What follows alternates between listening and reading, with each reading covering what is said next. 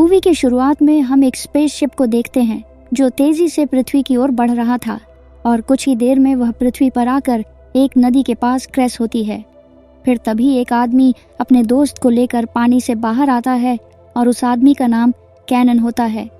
फिर हम देखते हैं कि कैनन का साथी अब मर चुका है, लेकिन उसकी जान क्रैश की वजह से नहीं गई थी क्योंकि उसके सूट में बड़े बड़े पंजों के निशान थे। तभी कैनन को नदी में एक बॉक्स तैरता हुआ दिखाई देता है और वह बॉक्स दरअसल कंप्यूटर होता है जो उन्हीं का था।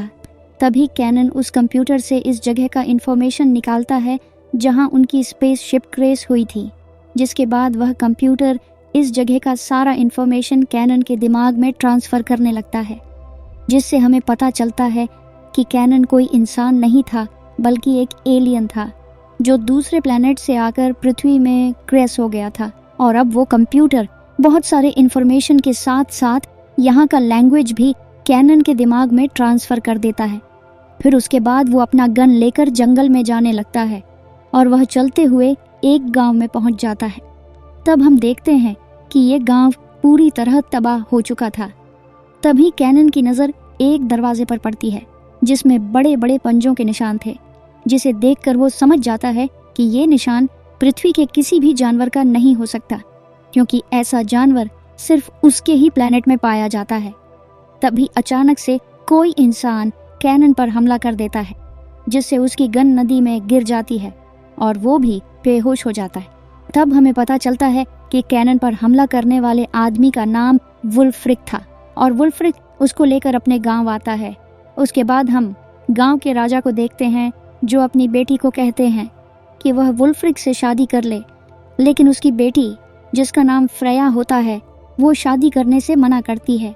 इसी दौरान वहाँ पर वुल्फ्रिक आता है और राजा को बताता है कि हमारा पड़ोसी गांव पूरी तरह से तबाह हो चुका है और हमें पता नहीं चला है कि वह हमला किसने किया था, लेकिन वहाँ से हमने एक अनजान आदमी को पकड़ा है, जिसे सुनकर राजा उससे पूछताछ करने के लिए कहते हैं।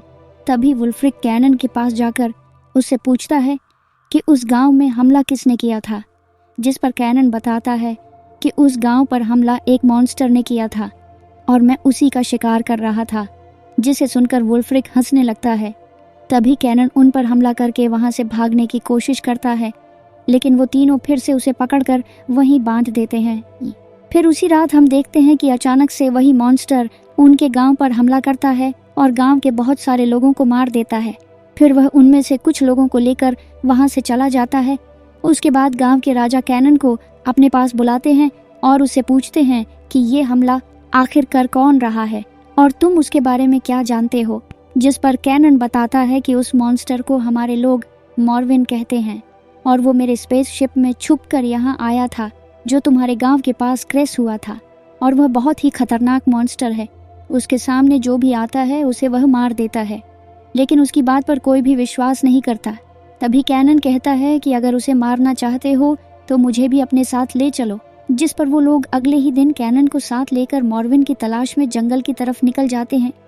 फिर वो लोग जंगल में थोड़ी दूर आगे जाने के बाद एक गुफा में पहुंचते हैं, जिसके अंदर जाने पर एक बहुत बड़ा भालू उन पर हमला कर देता है और राजा को मारने ही वाला था कि तभी कैनन वहां आकर अपनी तलवार को भालू के पेट में घुसा देता है, जिससे उस भालू की वहीं पर मौत हो जाती है।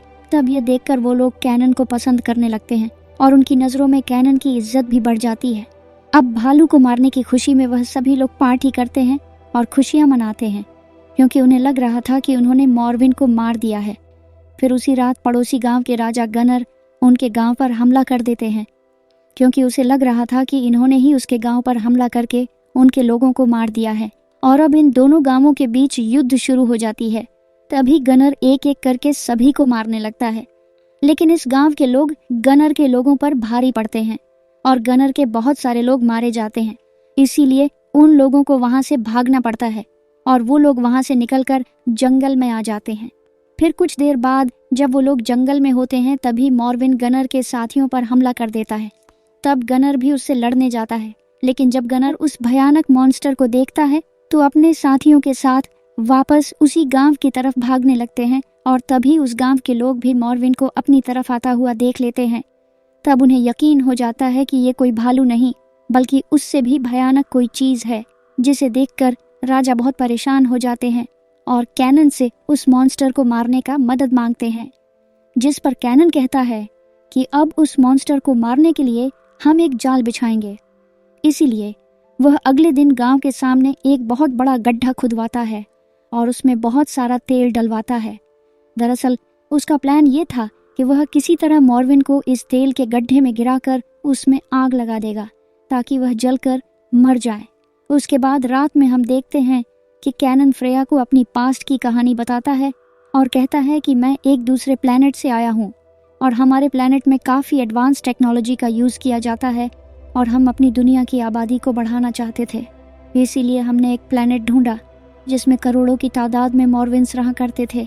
तब हमने उस प्लैनेट पर हमला कर दिया और न्यूक्लियर बॉम्ब गिराकर वहाँ के सभी मॉर्विन्स को मार डाला। फिर मॉर्विन्स के बॉडी को दफना कर हमने अपने जैसे लोगों को वहाँ पर आबाद कर दिया और मैं भी अपनी फैमिली के साथ वहीं रहने लगा।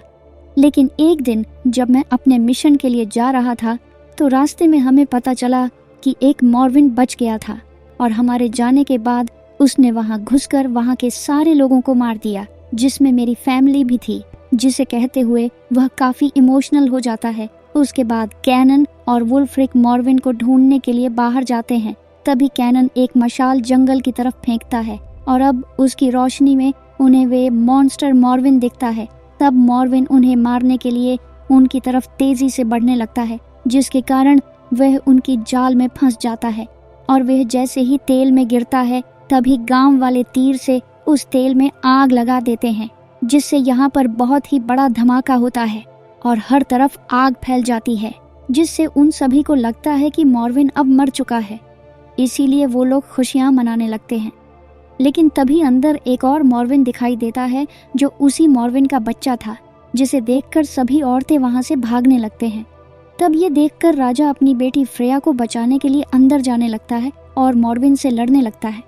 वहीं दूसरी तरफ हम देखते हैं कि उस मॉर्विन पर आग का कोई असर नहीं होता है और वह बाहर निकलकर वहां के लोगों को मारने लगता है। वहीं दूसरी तरह हम देखते हैं कि इस सब में यहाँ का राजा भी मारा जाता है और वह पूरा गांव तबाह हो जाता है, जिसके बाद अगले दिन सभी लोग गांव छोड़कर जाने लगते हैं। लेकिन कैनन, वुल्फ्रिक, फ्रेया और उनके कुछ साथी वहीं रुकते हैं ताकि वो लोग मॉर्विन को मार सके। और उन्हें पता चल गया था कि वह मॉर्विन का बच्चा कुएं के रास्ते से यहाँ पर आया था, लेकिन अब ये आम तलवारों की मदद से वह मॉर्विन को मार नहीं सकते थे। इसीलिए कैनन अपने साथ वुल्फ्रिक और फ्रेया को लेकर नदी में जाता है जहां उसकी स्पेसशिप क्रैश हुई थी, और वहां कैनन पानी के नीचे अपनी शिप में जाता है और वहां से लोहे का टुकड़ा लेकर वापस आता है, जिनसे वो लोग बहुत ही मजबूत हथियार बनाते हैं। जिसके बाद वो लोग कुएं के अंदर जाते हैं, जहां पानी के रास्ते से होते हुए वो लोग एक गुफा में पहुंचते हैं और वहां मॉर्विन का बच्चा उनके ऊपर हमला कर देता है, जिससे उनके साथियों की जान चली जाती है। फिर थोड़ा और आगे जाने पर कैनन देखता है कि मॉर्विन ने बहुत सारे लोगों को वहां पर इकट्ठा करके रखा था, और तभी फिर से वो मॉर्विन का बच्चा फ्रेया को मारने के लिए उसकी तरफ बढ़ता है। लेकिन तभी वो कैनन के बनाए हुए तलवार से उस मॉर्विन के बच्चे को मार डालती है।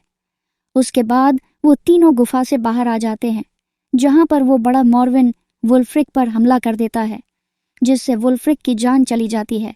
जिसके बाद कैनन उस मॉर्विन के ऊपर हमला कर देता है और उन दोनों के बीच लड़ाई शुरू हो जाती है, और अब उन दोनों के बीच काफ़ी देर तक फाइट होती है। तभी मॉर्विन कैनन का हाथ पकड़कर पहाड़ी से लटक जाता है। इसीलिए कैनन अपनी तलवार से मॉर्विन का हाथ काट देता है, जिससे मॉर्विन पहाड़ी से नीचे गिरकर मारा जाता है। जिसके बाद वो दोनों किसी तरह वहां से निकलकर पहाड़ी के ऊपर आ जाते हैं, और तभी वो दोनों गांव के लोगों को भी देख लेते हैं जो नाव से जा रहे थे। तब वो दोनों आवाज देकर उन्हें वापस बुलाते हैं। उसके बाद कैनन अपनी शिप के पास जाता है, जहां उसका ट्रैकर डिवाइस भी एक्टिवेट हो गया था। इसलिए अब उसके दूसरे प्लेनेट के लोग उसको लेने के लिए यहाँ आ रहे थे, पर कैनन को लगता है कि कहीं वह लोग मॉर्विन के प्लेनेट की तरह यहाँ भी कब्जा न कर ले। इसीलिए वह अपनी तलवार से उस ट्रैकिंग डिवाइस को तोड़ देता है, जिससे उसके लोगों की स्पेसशिप वापस चली जाती है। उसके बाद हम देखते हैं कि कैनन को उस गांव का राजा बना दिया जाता है और वह फ्रेया से शादी भी कर लेता है और इसी के साथ ये मूवी यहीं पर ख़त्म हो जाती है।